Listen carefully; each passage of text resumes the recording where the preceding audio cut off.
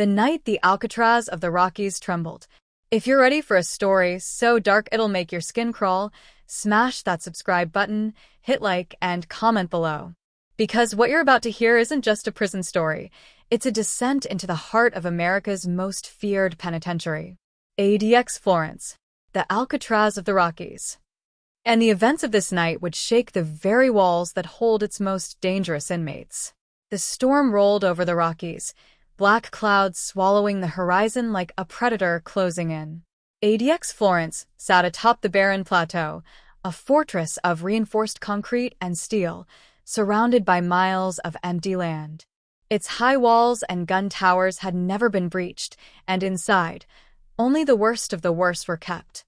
Murderers, terrorists, escape artists, men who had no place in the outside world. Tonight, though, something was different. Something was wrong. Lieutenant Marcus Hale, a veteran correctional officer with 20 years inside the federal system, scanned the yard through the pouring rain. The inmates were in their cells, or so he thought. His radio crackled with an urgent alert. Lockdown, Level 1 breach, Cell Block D. Hale's stomach dropped.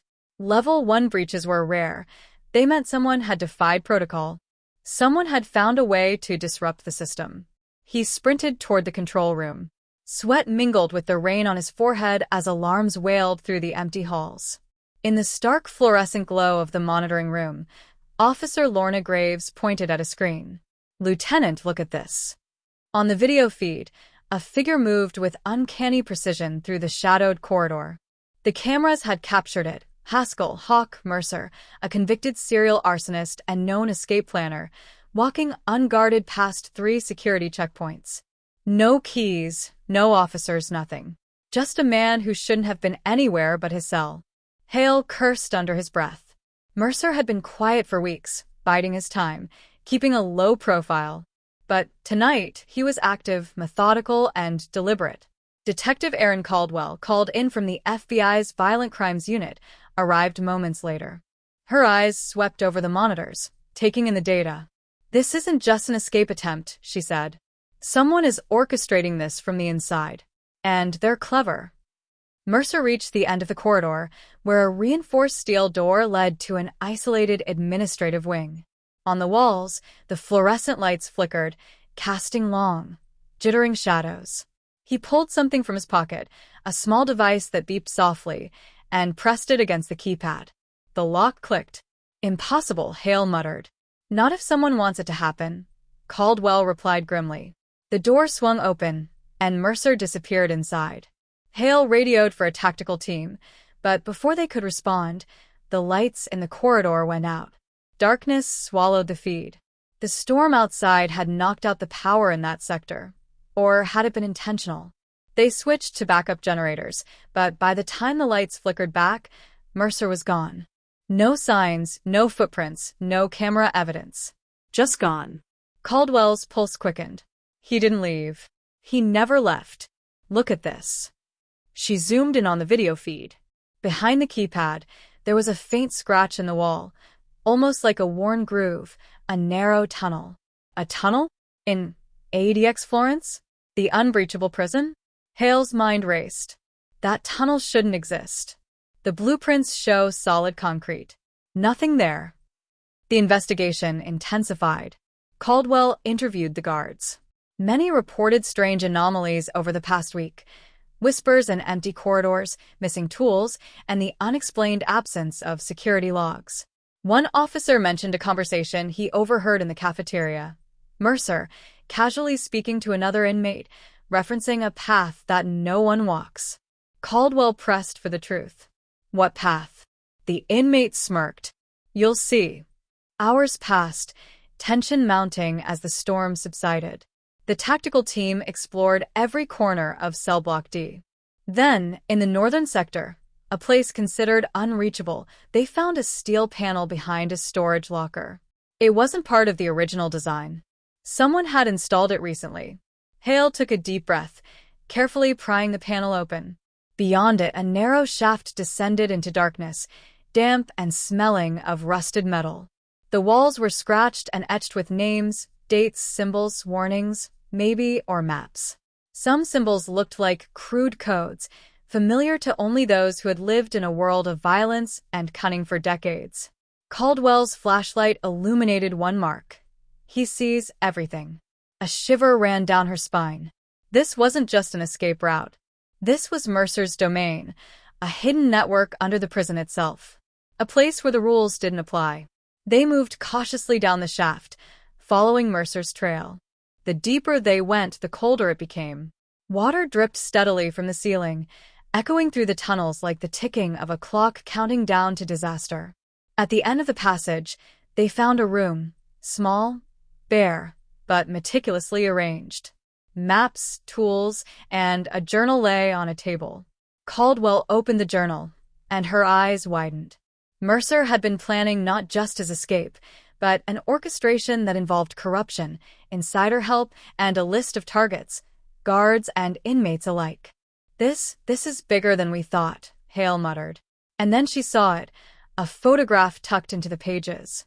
Not of a prison officer or another inmate, but of someone they both trusted inside the prison administration.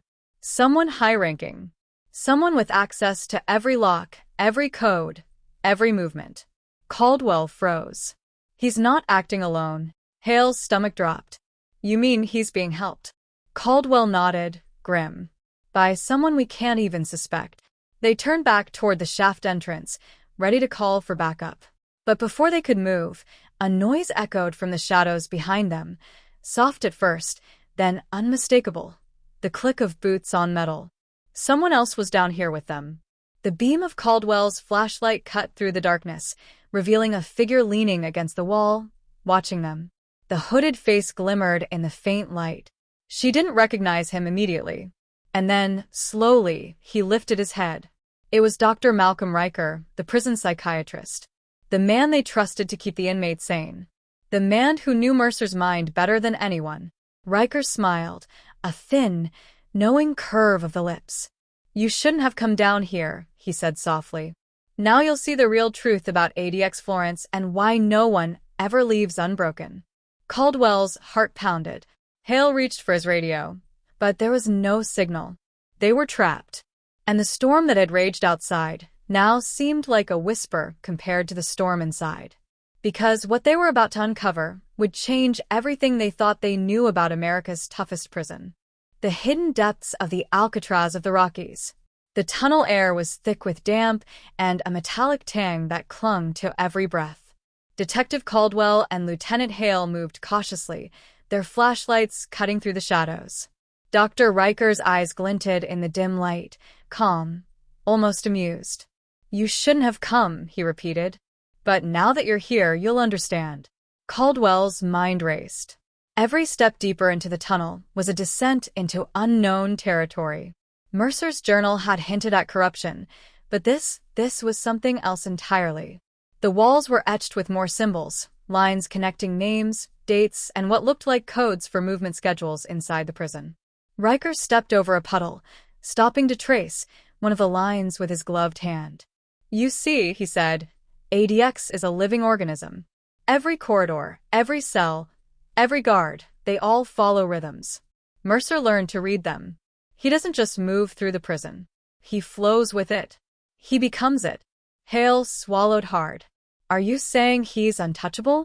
Riker tilted his head. No one is untouchable, except for those who manipulate the shadows. And Mercer has helped. The words hit them like a hammer. Someone inside ADX Florence was guiding Mercer's moves.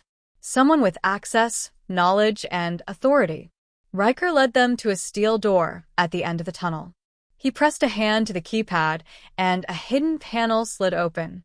Inside was a room that seemed impossible, sterile, yet filled with surveillance monitors, maps of the prison, and dozens of files labeled with names of inmates, guards, and dates.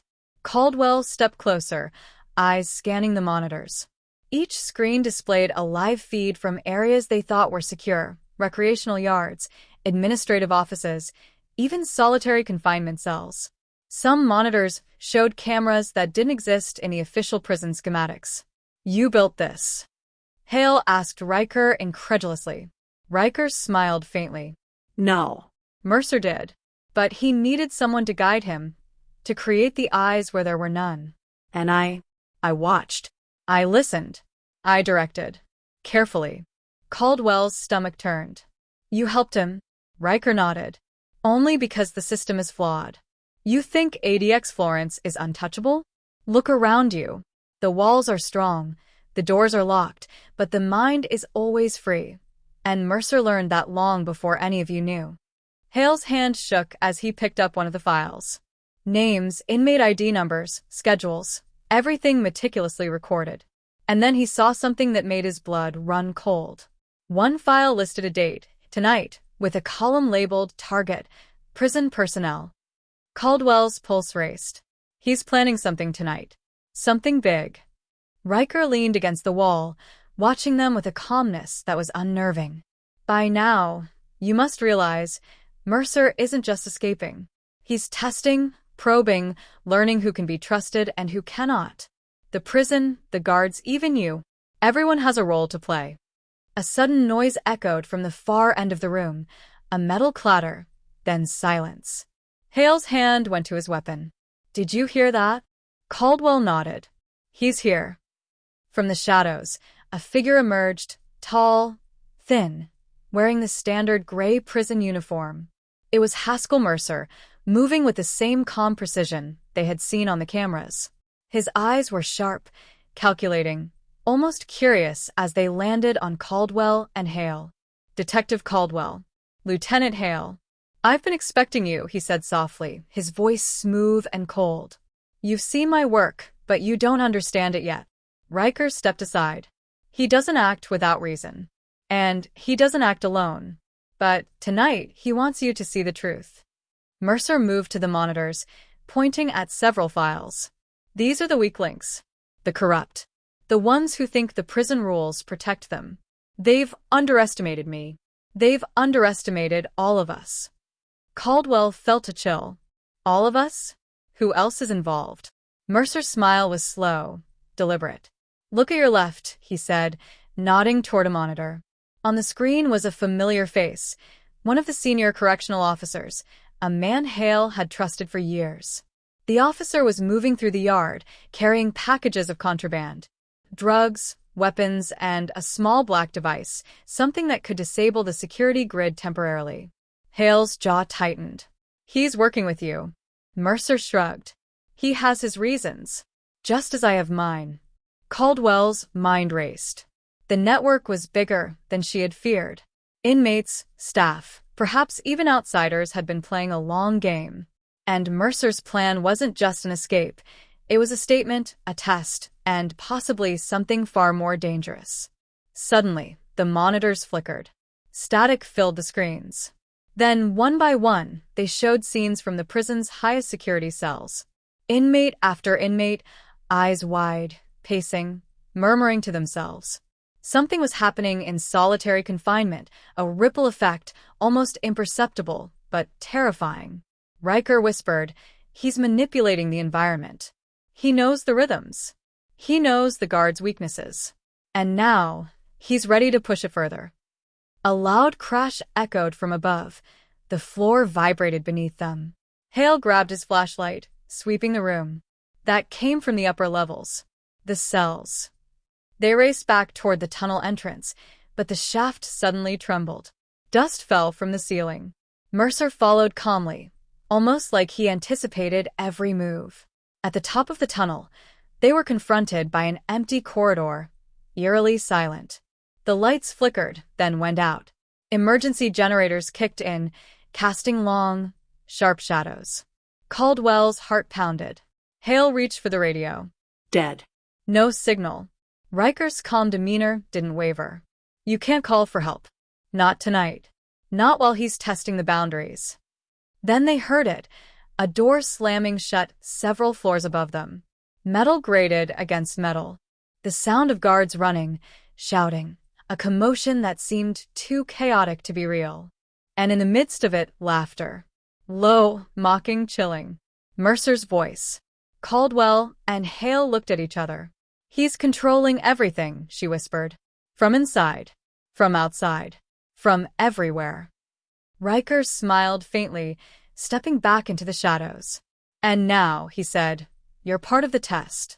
The door at the end of the corridor slammed open, revealing a hidden staircase, a narrow path descending even deeper into the prison's underbelly. Mercer motioned them forward. Come. If you dare. See the truth about ADX Florence and the depths men will go to survive. Caldwell hesitated. Hale swallowed hard. But they knew there was no turning back. Every instinct screamed danger. Every fiber of their being urged caution, but they had to follow. And as they stepped into the darkness, the prison seemed to shift around them, alive, aware, and watching. What they were about to discover would challenge everything they thought about control, power, and the human mind. Because ADX Florence wasn't just a prison. It was a labyrinth. And, tonight, Mercer was the Minotaur.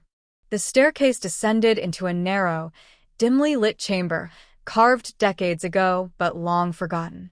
Caldwell and Hale followed Mercer, the echo of their footsteps bouncing against the concrete walls. The air was thick with dust and a metallic tang. Every step felt like walking into a trap. At the bottom, the chamber opened into a large, vaulted room. It was a hidden control center, much larger than anything they had imagined. Dozens of monitors displayed feeds from every corner of the prison. Some screens showed blind spots and tunnels beneath the prison floor. Others displayed key officers, schedules, and private correspondence, all meticulously mapped in Mercer's handwriting. Mercer's eyes gleamed as he surveyed the room.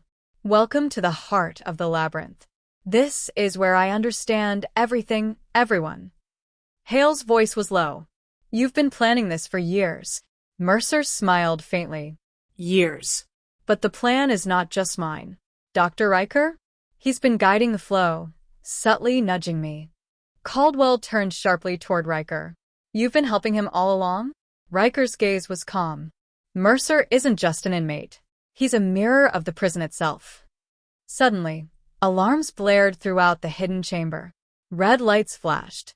Mercer pressed buttons on a control panel, and a hidden hatch opened, revealing a path descending even deeper underground. Follow me, he said, almost gently. The path led to another chamber, smaller and more ominous. The walls were covered with maps, photographs, and personal items from both inmates and staff. Caldwell's eyes fell on something that made her stomach tighten, a detailed plan for eliminating key personnel, names, dates, and methods. Hale stepped forward. This is a hit list. Mercer shrugged. Not hurt. Test. Purge. Only the strong endure here. ADX Florence isn't just concrete and steel. It's a filter. Tonight, the filter is running. A door slammed shut behind them. Riker's calm voice echoed. Now you see why this place is called the Alcatraz of the Rockies. No one leaves unbroken. The floor vibrated. A hatch in the ceiling opened. Inmates, led by Mercer, began to descend. They moved like predators, disciplined, calculated. Caldwell realized Mercer had built a network, a hierarchy, even among prisoners, a system operating entirely outside official rules. Hale raised his weapon. Stop. Step back. Mercer smiled. Do you think force can control the mind? The walls don't hold the mind. The mind holds the walls.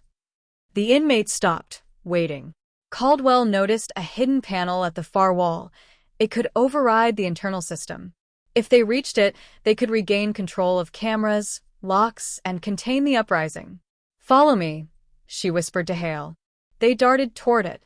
Mercer didn't pursue. He wanted them to survive. Caldwell hit the panel. Wires sparking, lights flickering.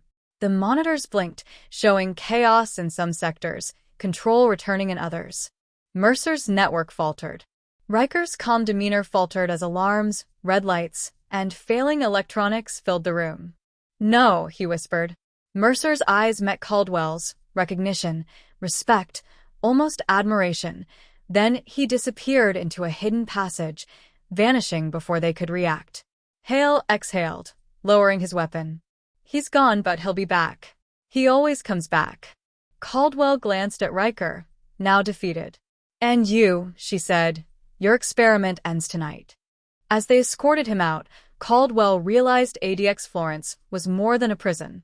It was a living organism, shaped not just by walls and guards, but by cunning, manipulation, and shadows within human nature. And Mercer? He had disappeared into the labyrinth below, leaving a warning that would echo for years. No wall can hold the mind. And the mind is always watching. The night ended with silence. The storm had passed, but the shadows of ADX Florence lingered, haunting everyone who had dared to enter its depths. Because some prisoners never leave, and some minds never stop scheming.